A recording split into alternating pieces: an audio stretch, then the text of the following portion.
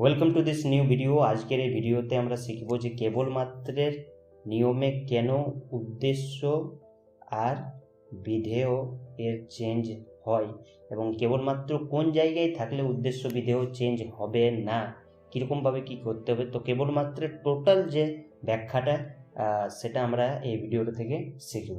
তো অবশ্যই ভিডিওটা শেষ পর্যন্ত দেখো। যদি আমরা কেবলমাত্র শুধুমাত্র একমাত্র ছাড়া কেউ না, এক কথায় ছাড়ার সাথে না, ছাড়া কেউ না, ব্যতীত কেউ না, বাদে কেউ না থাকে, তাহলে আমরা কি করি? উদ্দেশ্য বিধেয় চেঞ্জ করি, এ বচন করি। যেমন কেবলমাত্র বাঘ মাংসাশী, তাহলে কি করব? সকল মাংসাশী জীব হয় বাঘ। এখানে আমরা উদ্দেশ্য বিধেয় চেঞ্জ করে দিই।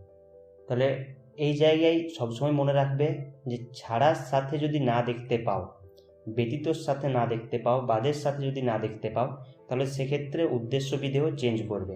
এই তিনটে একদম কনফার্ম, এটাতে তোমার উদ্দেশ্য বিধেয় চেঞ্জ হবেই হবে। ওকে, কিছু জায়গায় আছে যেগুলো আমাদের কেবলমাত্রটা মাঝখানে চলে আসে। এখানে যেমন কেবলটা কোথায় ছিল? প্রথমে। ওই জায়গাতে আমরা কি দেখতে পাবো? সেটা মাঝে চলে আসবে। সেক্ষেত্রে আমাদের কিন্তু উদ্দেশ্য বিধেয় চেঞ্জ হবে না। ওকে, যেমন ধরো যদি বলা থাকতো যে বাঘ কেবল মাংসাশী, তাহলে এক্ষেত্রে আমাদের কিন্তু উদ্দেশ্য বিধেয় চেঞ্জ হতো না। এখানে আমরা কি করতাম? যে এ বচন সকল বাঘ হয় মাংসাশী। ওকে, এখানে আমাদের উদ্দেশ্য বিধেয় চেঞ্জ হতো না। কিন্তু যদি এটা ছাড়া কেউ না বলে বলা থাকতো, বা ব্যতীত কেউ না বলে বলা থাকতো, বাদে কেউ না বলে বলা থাকতো, তাহলে এক্ষেত্রে আমাদের উদ্দেশ্য বিধেয় অবশ্যই চেঞ্জ হতো। ক্লিয়ার? তাহলে এটা কেন হচ্ছে, এটা এবার আমাদের বোঝার পালা।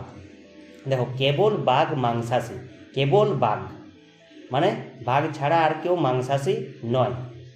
তখন আমরা কিন্তু উদ্দেশ্য বিধেয় চেঞ্জ করছি।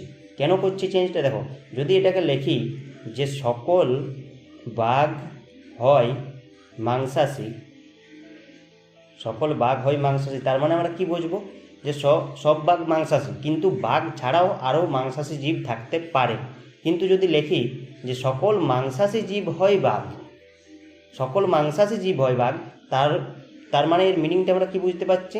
যে বাঘ ছাড়া আর কিন্তু মাংসাশী জীব নেই, একমাত্র মাংসাশী জীব বলতে বাঘেই রয়েছে। তাহলে সেটাই আমাদের সেই ভাবটাই, সেই মিনিংটাই এখানে তুলে ধরা হয়েছে, কেবল বাঘ মাংসাশী। এই জিনিসটি খেয়াল করো। এবার দেখো এখানের মিনিংটা কি বলা হয়েছে, যে বাঘ কেবল মাংসাশী। এখানে কিন্তু জোর দেওয়া হলো কার উপর? মাংসাশীর ওপর। মাংসাশীর ওপর জোর দেওয়া হয়েছে, এই কারণে আমাদের মাংসাশীটা চলে গেছে বিধেয়ে।